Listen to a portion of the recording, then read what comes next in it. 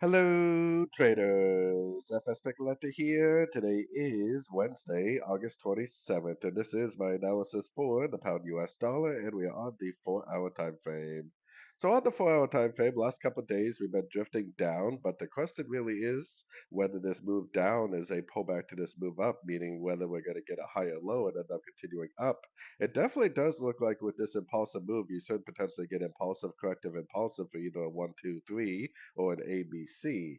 So it does seem pretty likely like we could get a push up, but if we do not see a breaker structure to the upside at a Fibonacci retracement level of this move up, then there's no reason to go long.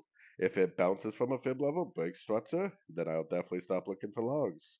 If it goes down to like the 78%, makes like a double bottom, breaks structure, then I'll definitely look for longs. If it just goes down, makes a bounce, doesn't break structure, keeps on going, then on these very short time frames, like below the 1 hour time frame, you would just continue to look for shorts.